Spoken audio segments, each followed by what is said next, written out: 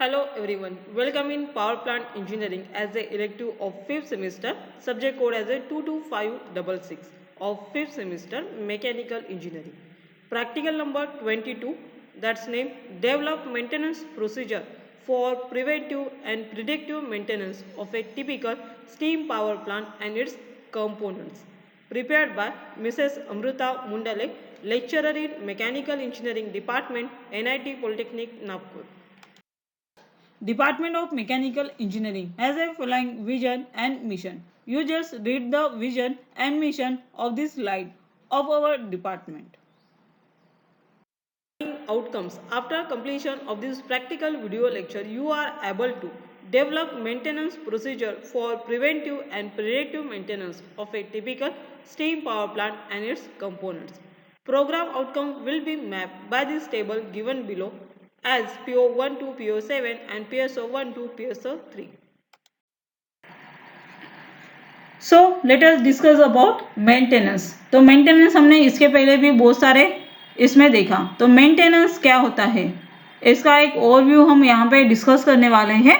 जो इसके पहले के कुछ लेक्चर्स में हमने मेंटेनेंस तो देखा, पर मेंटेनेंस के टाइप्स और क्या होता है, मेंटेनेंस क्यों करते हैं, इसको हमने नहीं देखे।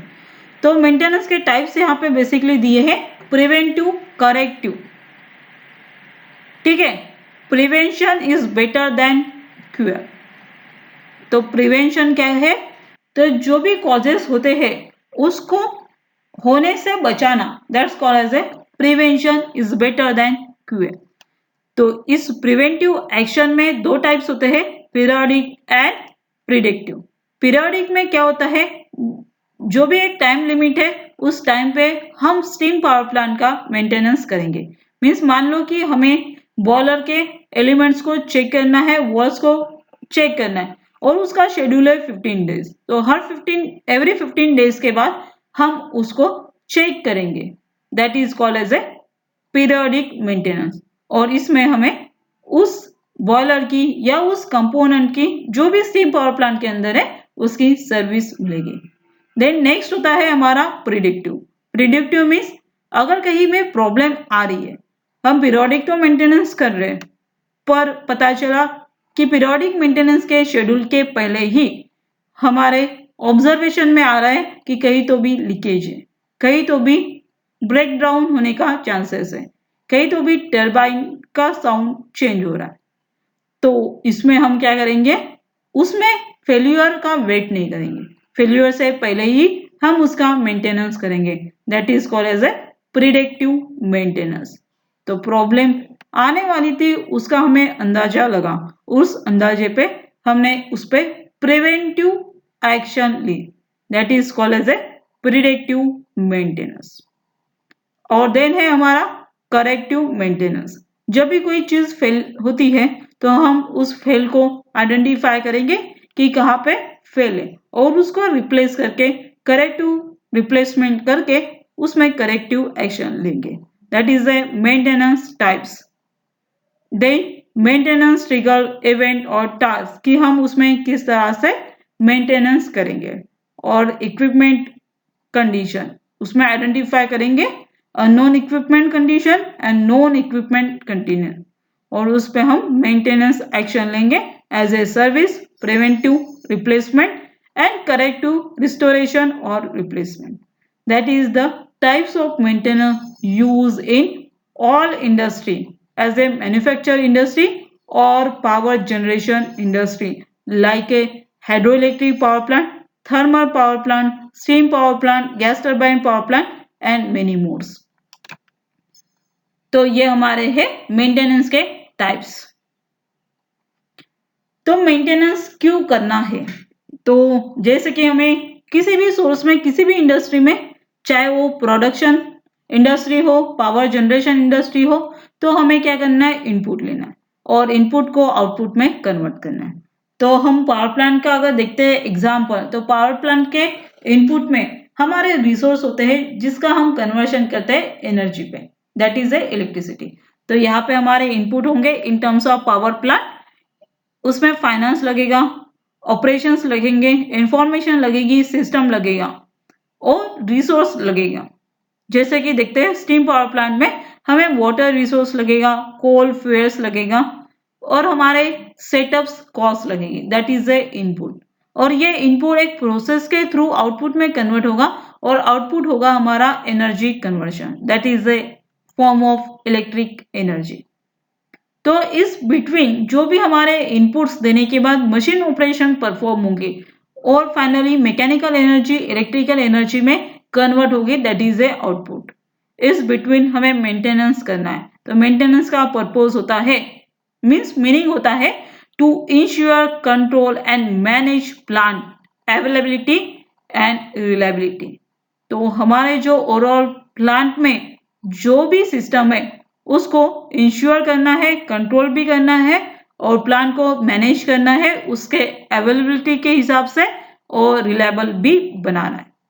That is nothing but the management of workforce, spares, tools and information that between a maintenance. तो किसी भी इनपुट को आउटपुट कन्वर्ट करते हुए हमें मेंटेनेंस के थ्रू प्रोसेस अचीव करनी है।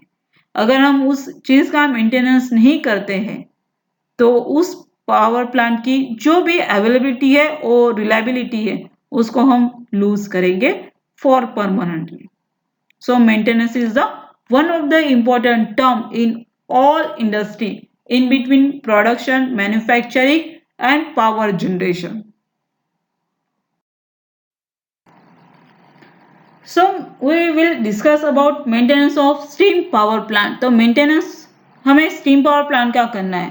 तो आइए देखते हैं steam power plant का किस तरह से हम maintenance करेंगे और उसके रिपेयरिंग और प्रिवेंटिव एक्शन क्या होगी।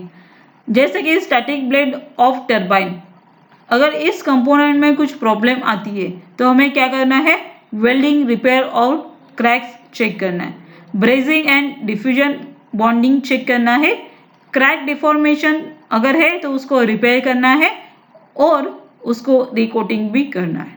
If the problem is come in turbine bucket, turbine bucket में प्रॉब्लम आती है तो उसमें हमें करना है टिप वेल्डिंग, बिल्ट ऑफ। वहां पे टिप वेल्डिंग को अगर बिल्ड जनरेट हुआ है तो उसको रिप्लेस करके रिकोटिंग भी करना है। कंबशन लाइनर में अगर प्रॉब्लम आती है तो welding, repair of cracks parts, जहाँ पे क्रैक्स हुए हैं उसके वेल्डिंग को रिपेयर करना है, replacement of spring seals, collars etcetera and recoating. Transition pieces, इसमें अगर प्रॉब्लम आती है तो आपको welding, repair of cracks and abrasion करना है, क्रिप डिफॉर्मेशन रिपेयर करना है और रिकोटिंग करना है। तो that is A common problems in steam power plant of these components. That's not a all component maintenance procedure. According to this, we have to identify different components of steam power plant and its maintenance action according to you.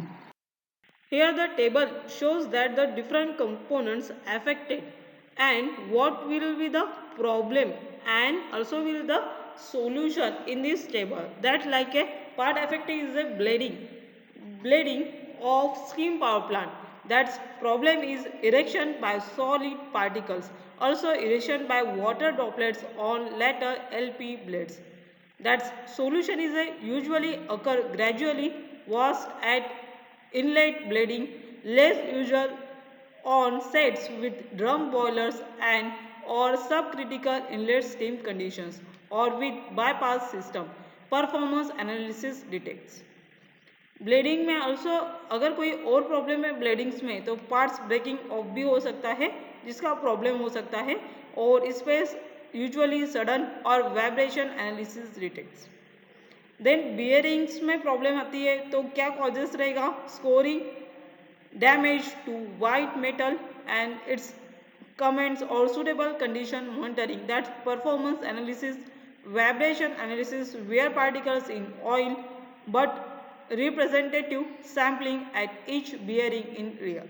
Then rotor problems, wall spindle shaft and interstage glands also be the problem and there is the cause and its solution. Steam wall strainers and wall spindle also problems, and another problem is the generator, rotor, stator, condenser, feed water heaters, wall HP and IP, internal pressure bypass.